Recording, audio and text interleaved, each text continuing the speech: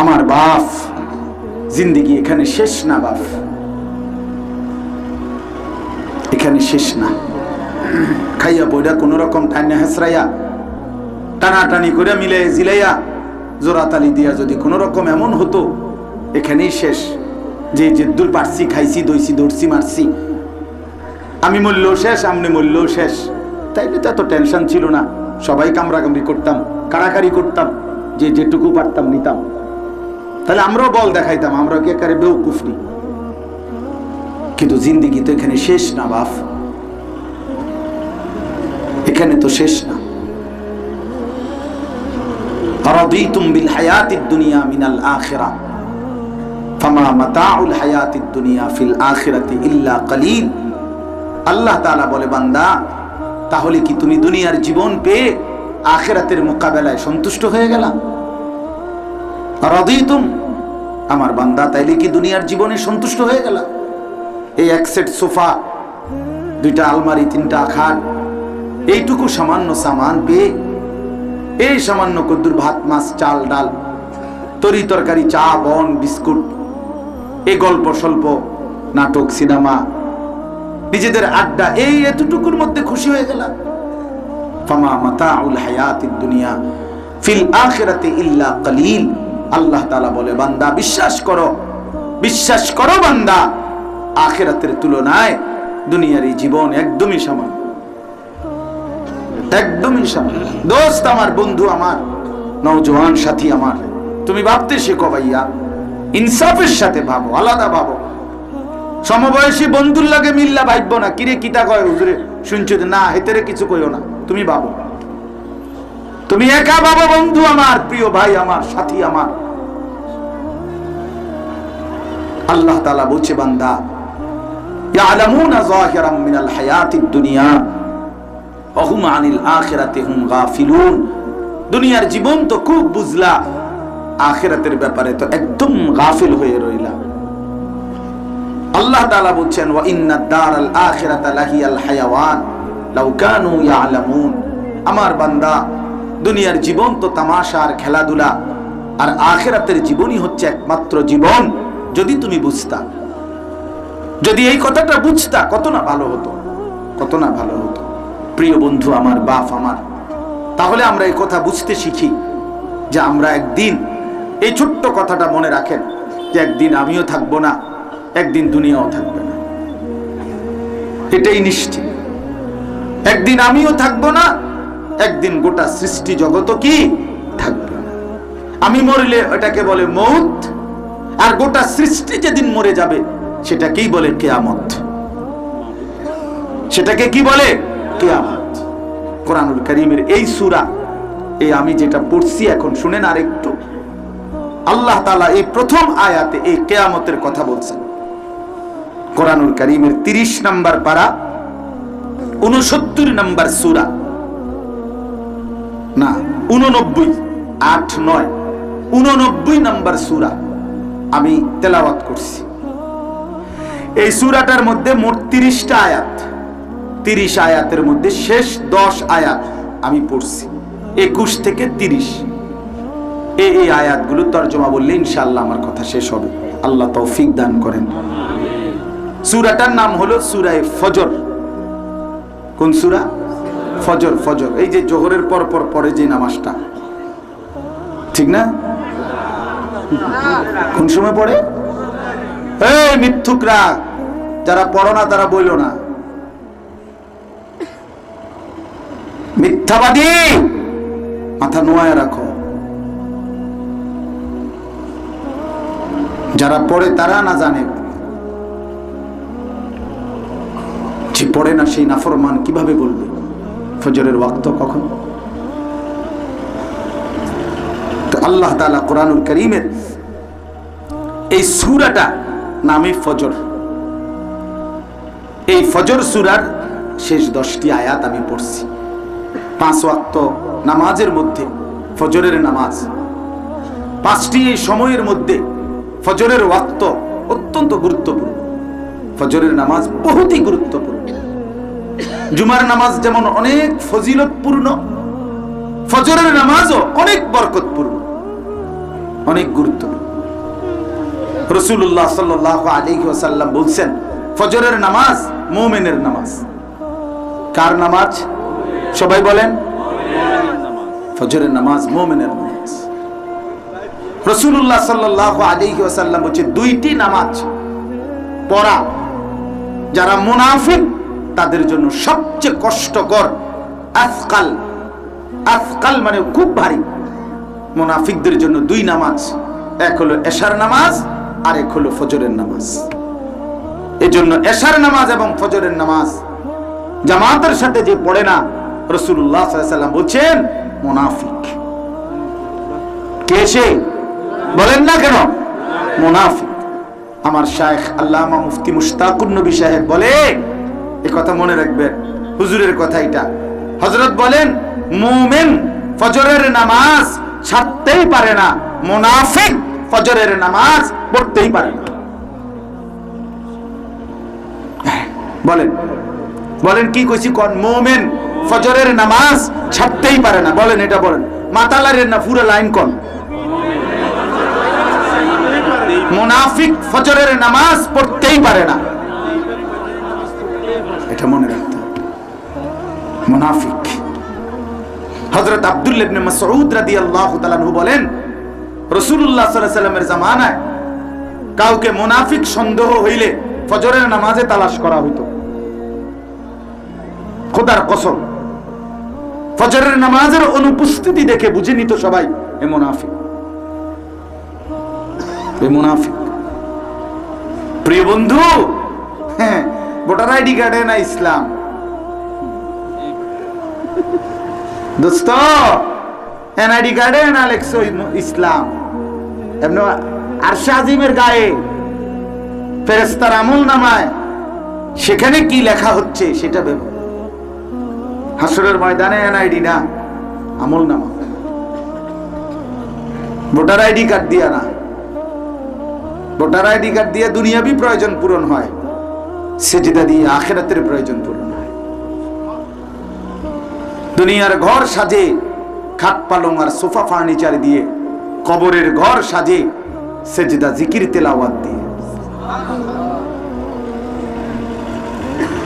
হ্যাঁ,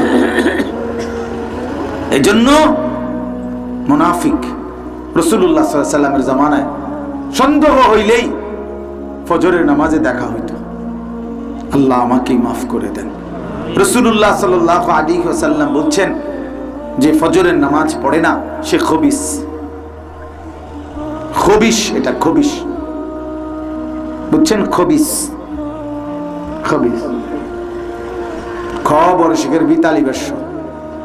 খবিস, খবিসের ঠিকানা টয়লেট।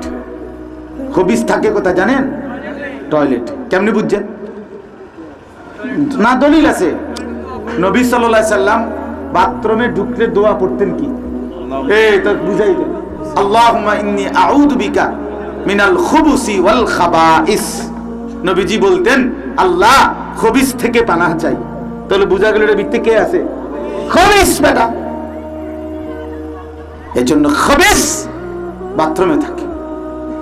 এজন্য ফজরের নামাজ যে পড়ে না, সে যখন ঘুম থেকে উঠে আসলে হে পায়খানার থেকে উঠছে। এই 4টা 4:30টার দিকে মনে ফেরেশতা তারে ধাক্কা দিয়া বাথরুমে হালাই দিছে, তেহানতে উঠছে 8টার দিকে।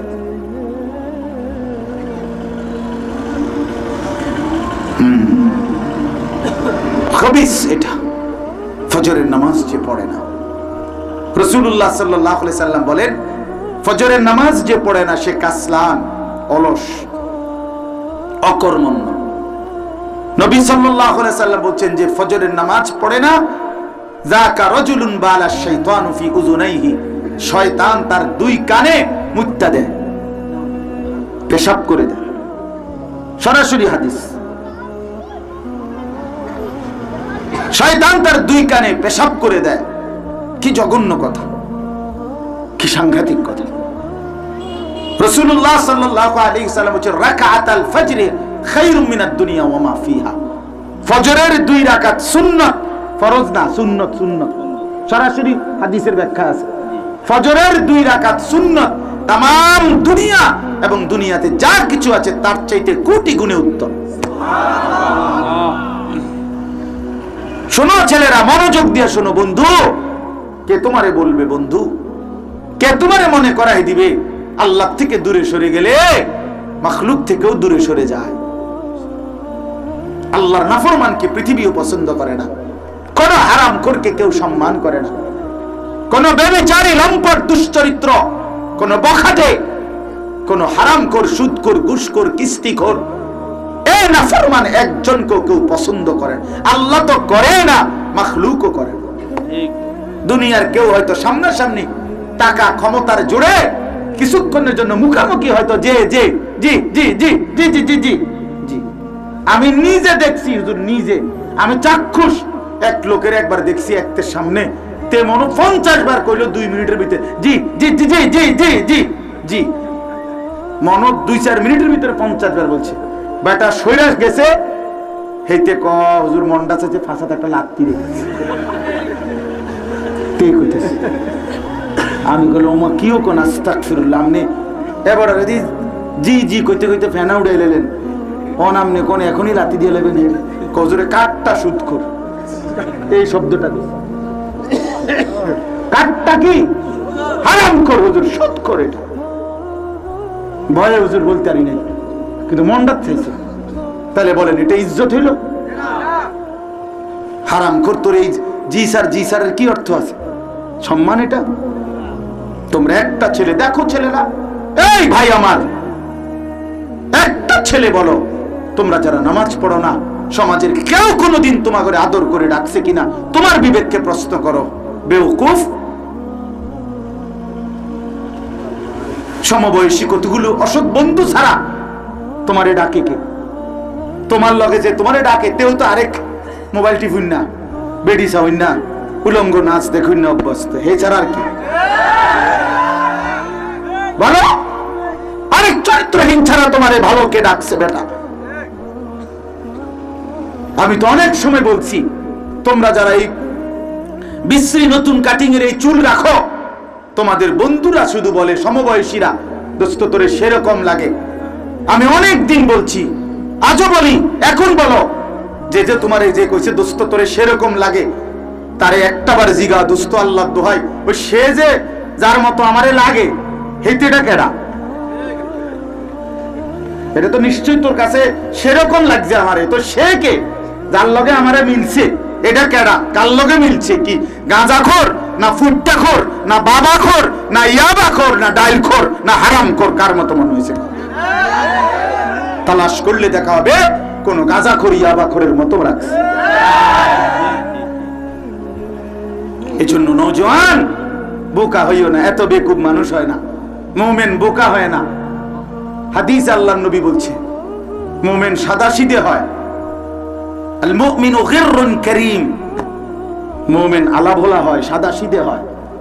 সাদাসিধে মানে বেওকুফ না, আমি চলি ফিরি সহজ সরল, তার মানে কি নয় বেকুফ না। কারীম, মুমিন ভদ্র হয়। লা ইয়াখদাউ ওয়া লা ইউখদাউ, এটা আযীম শান কথা নবীজির। রাসূল সাল্লাল্লাহু আলাইহি ওয়াসাল্লাম বলেন মুমিন বেওকুফ হয় না। কেন? নবীজি বুঝাইছে, মুমিন কাউকে ধোঁকাও দেয় না, নিজেও ধোঁকা খায় না। লা ইয়াখদাউ ওয়া লা ইউখদাউ, সেও কাউকে ধোঁকা দেয় না, সে নিজেও ধোঁকা খায় না। কি রে বেটা, আমি তোর মতো হব কেন? আমি কেন কাফেরের মতো চুল বানাবো? আমার ধর্ম আছে না? তাহলে আমি তোর মতো যাব কেন? আমি কেন বেঈমানের মতো সাজবো? আমার কিছু নাই? আমার আল্লাহ আছে, আমার রাসূল আছে, আমার কোরআন আছে, আমার ধর্ম ইসলাম আছে, ১৬ লক্ষ আম্বিয়া কেরামের সিরাত আছে, লাখের চাইতে লক্ষ সাহাবী আমাদের জীবনের আদর্শ আছে, হাজারো আউলিয়া কেরাম আছে, হাজারো বুজুর্গানে দ্বীন আছে, মুহাদ্দিসিন, মুফাসসিরিন, উলামা, আউলিয়া, মুজাহিদিন, পৃথিবী খ্যাত মহা মানবগণ আমাদের ইসলামের মধ্যে আছে। আমি কেন বেঈমানের মতো চুল কাটতে যাব? আমার নাই নাকি? আমি তোর কাছে যাবো কিতাম বেড়া? প্রিয় ভাই আমার, অতএব রাসূলুল্লাহ সাল্লাল্লাহু আলাইহি সাল্লাম বলেন, ফজরের নামাজ, ফজরের নামাজ, নবীজি বলেছেন মান সাল্লাল ফজরা ফাহুয়া ফি জিম্মাতিল্লাহ, যে ফজরের নামাজ পড়ে সে আল্লাহ তাআলার জিম্মায়, আল্লাহর আশ্রয়ে, আল্লাহর কুলে চলে যায়। আল্লাহ সালামটা ফিরাইতে দেরি, ওহো আল্লাহ বলে বান্দা তুই আমার যা, আজ আমি দেখবো তোকে। তোর আজকে সারাদিন আমি আছি, ফাহুয়া ফি জিম্মাতিল্লাহ।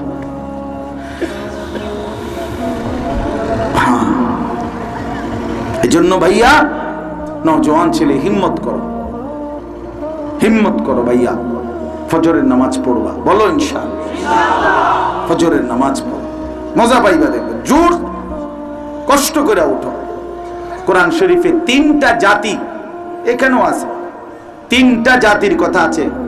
লূত আলাইহিস সালামের কওম, যাদেরকে আল্লাহ তাআলা জমিন উল্টায়া ধ্বংস করে দিয়েছেন। শুআয়ব আলাইহিস সালামের কওম, সালেহ আলাইহিস সালামের কওম, এই 3টি নাফরমান জাতিকে আল্লাহ তাআলা ধ্বংস করে দিয়েছেন আযাব দিয়ে। আল্লাহর কসম বন্ধু, এই 3টি জাতির ধ্বংসের সময় ছিল ফজরের ওয়াক্ত। কোরআন শরীফে লূত আলাইহিস সালামের কওমকে উল্টায় দিবে, ফেরেশতাকে আল্লাহ দায়িত্ব দিয়েছে। লূত আলাইহিস সালামের কওম একবার সাতবক জমিনের মাটি উপরের দিকে তুইলা উল্টায়া আসার দিছে। তো এই ফেরেশতা আল্লাহকে জিজ্ঞেস করছে কখন উল্টামু, মানে শাস্তিটা দেব কোন টাইমে। তো কোরআন শরীফে আছে, আল্লাহ নিজে বলছে ইন্না মাউইদাহুমুস সুবহু, তাদের শাস্তির জন্য বরাদ্দকৃত সময় হলো সুবহ, ফজরের ওয়াক্ত। আলাইসা সুবহু বিকরিব, আল্লাহ বলছে ফেরেশতা যাও না, ফজরের ওয়াক্ত তো হয়েই গেল, জলদি যাও, যা উল্টাও, উল্টাও না ফরমানদেরকে। এজন্য ফজরের নামাজের ওয়াক্তে বেঈমান ধ্বংস হয়, ফজরের ওয়াক্তে ঈমানের বিজয় হয়, তাকওয়ার বিজয় হয়। হ্যাঁ, হাদিসের মধ্যে আছে 2টা বর্ণনা। হযরত ঈসা আলাইহিস সালাম শেষ জামানায়, কোন বর্ণনা আছে আসরের ওয়াক্তে, কোন বর্ণনায় আছে ফজরের ওয়াক্তে ঈসা আলাইহিস সালাম আসমান থেকে নেমে আসবেন এবং মাহদী আলাইহিস সালামকে নিয়ে দাজ্জালের বিরুদ্ধে যুদ্ধ করার জন্য আল্লাহর রাস্তায় বের হবেন। প্রিয় বন্ধু, আজকে ওই সিরিয়ার এই সেই জায়গা, 54 বছরের জালেম স্বৈর শাসক ফ্যাসিস্ট 54টা বছর ধরে ইসলামের ইতিহাসের সবচেয়ে গুরুত্বপূর্ণ জায়গার মধ্যে একটা জায়গা হলো সিরিয়া, শাম দেশ। আমার নবী সাল্লাল্লাহু আলাইহি সাল্লামের অসংখ্য ভবিষ্যৎবাণী আছে ওই সিরিয়া সম্পর্কে। এই সিরিয়াতে 54 বছর ধরে বাপ ফুট মিলে 2 জালেম স্বৈর শাসন, জুলুমের শাসন কায়েম করেছিল 54 বছর একটানা। বাপের আমল আর পুতের আমল মিল্লা, আহা বিশ্বাস করেন লক্ষ লক্ষ মুসলমানকে শহীদ করছে এই বেঈমান, এই নাফরমানে। কত নারীকে নির্যাতিত করেছে, কত মুসলিম রমণীকে বেইজ্জতি করেছে, লাখো লাখো মুসলমানের রক্তে ইজ্জতের বিনিময়ে ইমানদার মুজাহিদদেরকে আল্লাহ তাআলা এই 8 ডিসেম্বর বিজয় দান করছে। স্বৈর শাসক এই ফ্যাসিস্ট, এই জালেম বাশার আল আসাদ গাট্টি গুট্টি নিয়া আবার ভাগছে, সে পালায় গেছে। জানেন এটা এই 8 ডিসেম্বর যে নতুন উইকেট পড়ছে, শুনছেন? কথা বলেন। এই 8 ডিসেম্বর নতুন উইকেট পড়ছে, ইতিমধ্যে মোট 2 উইকেট পড়ছে। 5 আগস্ট প্রথম উইকেট পড়ছে আর 8 ডিসেম্বর দ্বিতীয় উইকেট পড়ছে। 2024 সাল উইকেট পড়ার বছর। এবছর বোলিং ভালো হয়েছে, কররা বোলিং হয়েছে এবছর। হ্যাঁ, 2 উইকেট পড়ে গেছে, আরো উইকেট পড়বে ইনশাআল্লাহ। এই নওজোয়ান ইনশাআল্লাহ বলো, ইনশাআল্লাহ। আগামীর উইকেট নেতানিয়াহু, আগামীর উইকেট এটা ইসরায়েলের ওই কুত্তা ওরে পড়ে যাবে ইনশাআল্লাহ। এই বেঈমান প্রধানমন্ত্রী নেতানিয়াহু, এই বেঈমানও পড়ে যাবে ইনশাআল্লাহ। ফিলিস্তিন বিজয় হবে, ওই ভাগবে, কোনো সন্দেহ নাই। ইসরায়েল হেরে যাবে, ইসরায়েল হেরে যাবে। ভারতের ওই বেঈমানও সেও কোনো হুমকি দিয়ে বাংলাদেশের 1 ইঞ্চি জমিন নিতে পারবে না ইনশাআল্লাহ।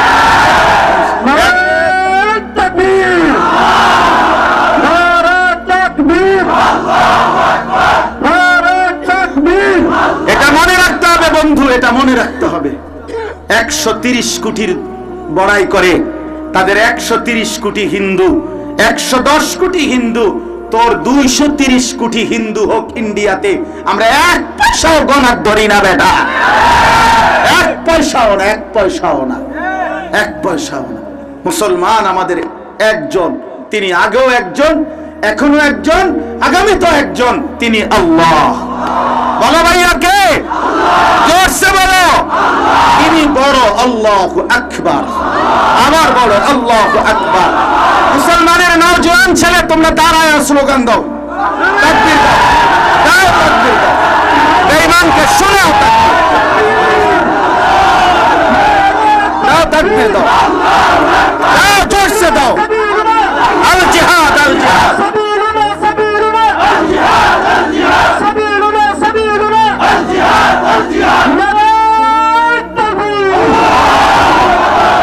সোজা হিসাব। বসো ভাইয়া, এটা মনে রাখতে হবে, বাংলাদেশের 1 ইঞ্চি জমিন ভারতের ওই বেঈমানকে দেওয়া হবে না। সোজা হিসাব, কলিজার শেষ ফোঁটা রক্ত আমরা দিয়ে দেব ইনশাআল্লাহ। আমি খামখেয়ালি না, আমি ব্যক্তিগতভাবে খামখেয়ালি করে বলি নাই, আবেগেও না। আমার ছেলের সাথে আমি বুঝ করে নিছি, আমার পুত্রেও বলছি, বাপ হয় তুই মরবি নয় আমি মরবো, কিন্তু মাতৃভূমির 1 ইঞ্চি বেঈমান নিতে পারবে না। সোজা হিসাব। জীবন দিলে কিচ্ছু হয় না, জান গেলে কিচ্ছু হয় না, ইমানের বিজয় হবেই হবে ইনশাআল্লাহ। হ্যাঁ, মুসলমানের মৃত্যু শাহাদাত, আমি মরলেও লাভ, জিতলেও লাভ, কোনো সমস্যা নাই। তোমরা নওজোয়ান রেডি থাকো, আগামীর ইসলাম তোমাদের জন্য ইনশাআল্লাহ, আগামীর কালেমা তোমাদের হাতে আমানত। কোনোভাবে এই ভারতীয় আধিপত্যবাদ পৌত্তলিকদের কাছে ছেড়ে দেওয়া হবে না। বাংলাদেশের জমিনে হিন্দুরা থাকুক, আমাদের কোনো আপত্তি নাই। হিন্দুদের উপরে আমরা কখনোই জুলুম করি নাই। আবহমান কাল ধরে বাংলাদেশে হিন্দুরা বসবাস করছে নিরাপদেই, সংখ্যালঘুরা আছে, কিন্তু বাংলাদেশের জমিনে ইসকনের সন্ত্রাসী বেঈমান থাকতে পারবে না। ওরা বেঈমান, ওরা গুন্ডা। বলো ইসকন কে? বলো গুন্ডা, গুন্ডা, গুন্ডা, বেঈমান, গুন্ডা, ওরা সন্ত্রাসী, ওরা সন্ত্রাসী।